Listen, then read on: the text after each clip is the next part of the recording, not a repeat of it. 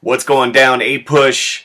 Today we're going to take a look at period 3 from 1754 to 1800. We're going to knock this out real quick. It's going to be a real surface kind of overview. Make sure you study, but this will kind of get you on the right track. First thing to keep in mind, some big ideas for you. One, England is going to attempt to reassert control over the colonies following the French and Indian War, which begins in 1754, which is why period 3 starts with 1754. We're going to take a look at that in a moment. The colonies are going to react to this attempt to control them. They're eventually, after a lot of debate, going to declare their independence, and then, after a lot of fighting, they're going to become a new nation, America.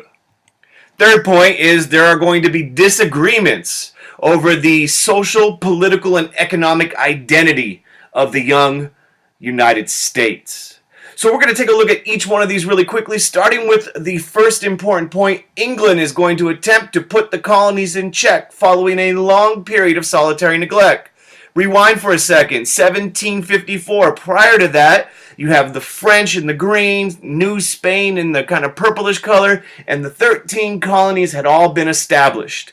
And prior to 1763, they're going to be accustomed to solitary neglect, meaning the British are going to largely leave them alone. And not because they're not interested in the colonies, but they're involved in internal problems and foreign problems. And 1763 marks a turning point in their relationship where basically the French and Indian War, the 7 Years' War, comes to an end, and England is going to kind of end that period of solitary neglect, that period of reduced intervention in colonial affairs. Now, the reason why they're going to end it in 1763 after the 7 Years' War is because England emerges from the war with massive debt. They're broke, having defended the colonies who went into the Ohio Valley and sparked this big old war in North America with their French rivals. Now, what's going to happen is 1763 solitary neglect comes to an end, and they're going to initiate all sorts of policies. One, they're going to enforce some of those old mercantile laws, such as the Navigation Act. They're going to put the Proclamation of 1763 in place to keep the colonies from going into the frontier out west, where they'll come into contact with Native Americans. Remember Pontiac's Rebellion. They're going to have a bunch of taxes, such as the Sugar and the Stamp Act. They're going to require that the colonists allow British soldiers to enter into their homes because the British are feeling, hey, we're defending you. And so you get the Quartering Act, you get the Townshend Acts, the Tea Act, the Intolerable Acts, and the Quebec Act. You can take a look at all of those, but they all kind of show England trying to enforce economic, political restrictions and control on the colonies. Now, of course, the colonies are going to respond in a variety of ways. And you have things like the Stamp Act Congress, where the colonies are meeting and organizing and really trying to figure out how to proceed. You have the Committee of Correspondence, where they're starting to communicate with one another. Groups such as the Sons of Liberty, and eventually the Continental Congress, which forms prior to the battles of Lexington and Concord, and comes back and forms again with the Second Continental Congress. So make sure you understand the kind of cause and effect between the British policies and the colonies' reactions during this period. Now, some stuff that you need to keep in mind is this is a slow movement to the American Revolution. These colonies are not rapidly, wrapping themselves up in American flags and saying, we're America, let's do this. And there's a couple of factors in this kind of point that you need to keep in mind. They're being inspired by Enlightenment ideas that are coming over from Europe. People like Locke and Rousseau. The colonial elites are going to, especially during the Stamp Act crisis, organize people like John Hancock and others with wealth. And then you get the role of the grassroots movements, the ordinary colonists calling for independence. And it's a slow process because this is a big deal. They're used to England. Now, when they eventually do declare independence, you get the influence of Thomas Paine's Common Sense and Jefferson's Declaration of Independence. They're going to have some reasons why they eventually win. One, the colonies have home field advantage. They know the land. England has to supply their stuff from long distances. Eventually, the French, following the Battle of Saratoga, are going to help us out. And we got some pretty awesome leaders like George Washington and others. Finally, during the American Revolution, We are going to be creating new government structures, and they're going to be based upon Enlightenment principles, things like natural rights, the consent of the governed, restrictions on government power, and they're going to be also really influenced by the fear of replacing the strong British power, centralized power in the monarch, in the parliament, and so they're going to put severe restrictions on government. So make sure you know that. Now, some social and political impacts of the American Revolution. One, it's not a very radical revolution because the colonial elite are going to be the people who are still in charge when the whole thing's said and done. This is not going to lead to some radical transformation of wealth. It is not a radical revolution. But some states are going to eliminate property requirements for voting. So new people are going to be engaged in the political process. These people are going to be, though, white men. It's going to have some international consequences. The French Revolution will happen in 1789. Revolutions throughout Latin America will take place throughout the 19th century. And in the early 1800s, Haiti will experience their revolution. All of these revolutions are going to be influenced by what happened during the American Revolution.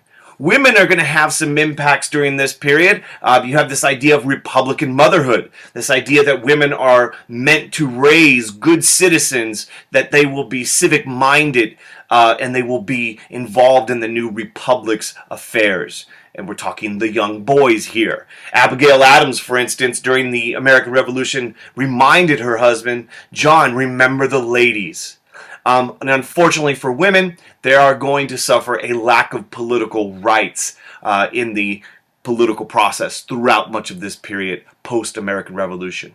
For African Americans, there is going to be gradual emancipation, especially in the North. Northern and middle states are going to slowly end slavery, not because they're nicer up there, but just because it wasn't economically viable. For instance, you have the Pennsylvania Gradual Emancipation Law. However, as slavery is being kind of slowly abolished in some parts of the country, in other parts, the South and into the West, slavery is going to be protected under the new Constitution. And many people consider the Constitution a pro-slavery document. And then finally, for Native Americans, life is going to get rough because under the Treaty of Paris in 1783, there are no protections from them. No one consults them. We'll look at what happens with Native people in a moment. Some other things to keep in mind as the nation is fighting the American Revolution and eventually winning it. They're going to create new government structures, and I've kind of mentioned this, but the Enlightenment plays a huge role. People like Locke and this idea of the consent of the governed, natural inalienable rights, Rousseau. Jefferson's going to be influenced by these ideas, and of course the profound impact of Thomas Paine's Common Sense in January of 1776. It's going to have a huge impact on the minds of the colonial people. Key thing that happens is you're going to have the creation of a weak national government. This is under the Articles of Confederation. Make sure you know the challenges and successes of the Articles. There are more challenges than there are successes. And finally, the Articles of Confederation will eventually be replaced by the Constitution. And it's important that you know the compromises that were needed to create and eventually ratify the Constitution. Speaking of those, there were some constitutional issues. Most of them dealt with representation. At first, you had the Virginia plan, which was the large state plan. The more people you have, the more reps you would get. And obviously, Virginia, the most populated state, loved that plan. There was also the New Jersey plan, or also known as the Small States plan. Basically, everyone would have equal representation, which is what the Articles of Confederation had. And eventually, after a lot of debate, the Great Compromise was agreed upon, also called the Connecticut Compromise, where we have a bicameral legislature, the House of Reps, based upon population. The Senate, everyone gets equal reps, which is 2. The 3/5 compromise is important. Make sure you know about that. And it deals with Southerners wanting their slaves to be counted for representation purposes. So for every 5 slaves, 3 would be counted in terms of representation. And this gives Southerners a huge amount of power as a result. So the 3/5 compromise is important. And know that the Constitution was created with severe limits on federal power. You had separation in powers. You know, the legislative, the executive, and the judicial, they have different powers. There's checks and balances. It's a federalist system. You have a federal government and a state government sharing power, so you have federalism, and it's all based upon this idea of republicanism, representative government. So those are some of the constitutional issues you should be aware of. And keep in mind, the Articles of Confederation had this as their framework for government. It was a very weak federal government, and then in 1789, the Constitution comes along, and it does expand dramatically. Even though there are restrictions on the power of the federal government, even under the Constitution, it expands that power of the federal government a great deal. Adds a president, 2 House legislators, the power to tax and regulate trade. It gives a court. You only need 3/4 to make an amendment. And so these are some of the changes. Key thing, how or why was the Constitution ratified? Not everyone agreed with it when they were all done at the Constitutional Convention. You had the Federalists who were saying, yep, let's do this. You had the Federalist Papers, a series of essays that talked about the Constitution and why it was needed, why it should be ratified. But on the other side, you had the anti-federalists. And these were people who felt that this new government was too powerful and should not be ratified. And of course, there was a big debate, but eventually the anti-federalists agree, will ratify if you promise to include a Bill of Rights, and that does get added to the Constitution. Some other things to keep in mind. Shays' Rebellion is always an important thing. Shays' Rebellion happens during the Articles of Confederation. The government under the Articles is too weak to really put it down. It has to be put down by a private militia. To contrast that with Whiskey Rebellion, in which, under the Articles of Confederation, the rebellion over taxes in western Pennsylvania is crushed by a very powerful federal government under the Constitution. So it's always good to know the kind of differences and similarities between these two rebellions in the backcountry of Massachusetts and Pennsylvania. Important point, disagreements are going to develop over the new nation's political, economic, and social identity. People are not going to agree what this young nation should look like. And really, the domestic disagreements revolve around the Secretary of the Treasury's financial program, Alexander Hamilton. And you have the Assumption Plan, where the federal government is going to be taking the state debt, the excise taxes, the high tariffs, and the big one, the bank. The bank is going to create all sorts of issues. And constitutionally, there is disagreements about whether or not the government can do it or not. Hamilton is doing these programs because he favors a strong central government. He is a federalist. He favors developing the nation's economy, and particularly manufacturing, and they believe in a loose interpretation of the Constitution. On the other side is Jefferson and his homeboys, the Democratic Republicans, who are going to reject Hamilton's plan. They're going to accept some things after compromise, but they favor a weak central government. They are going to favor agriculture, and they believe in a strict interpretation of the Constitution, meaning only if it's in there can the government do it. So these disagreements reveal the growth of political parties. In fact, federal versus state government can best be seen in the Alien and Sedition Acts, which is passed during the administration of John Adams by a Federalist-controlled Congress. And these basically, especially the Sedition Acts, create all sorts of controversy. You have the Virginia and Kentucky resolutions written by Thomas Jefferson and James Madison, and basically in that they say the states of Kentucky and Virginia, have the right of nullification. The states, can ignore a federal law, in this case the Sedition Acts, if they feel it's unconstitutional. And this battle between federal and state will continue throughout American history. Some foreign disagreements to keep in mind for period 3. You're going to have the French Revolution in 1789. France goes to war with Europe. There's all sorts of concerns in America about whether or not we should support this French Revolution. And Washington decides the young nation should stay the heck out of Europeans' war. and he issues the Proclamation of Neutrality. You have Citizen Genet, who comes over to the United States and tries to challenge that neutrality. He is eventually kind of scolded. You have the XYZ affair under John Adams, where we try to negotiate, and this leads to an international incident, and then the quasi-war happens, where you have a war between the United States and France, an impressment taking place, and eventually the Convention of 1800, ending the Franco-American alliance that had been around since 1778. You also have drama with England. The Treaty of Paris, which ended the American Revolution, did not end our problem with them. They had forts on American soil. They were giving guns to Native Americans. There was impressment of American sailors and ships. And all of this kind of eventually tries to get resolved by Jay's Treaty, but it doesn't really work. And you have a lot of anger, especially amongst Democratic Republicans over Jay's Treaty. You have drama with Spain. They had closed off the Mississippi River under the Articles of Confederation. They had actually questioned the boundaries between the U.S. and Florida, and eventually some of that gets solved with Pinckney's Treaty. And make sure you know about Washington's farewell address, where he says, "Stay the heck out of permanent alliances, and political parties suck." These kind of issues, not only are they challenges for the young nations, but they cause further divisions between the Democratic Republicans, who tended to favor France, and the Federalists, who tended to favor England.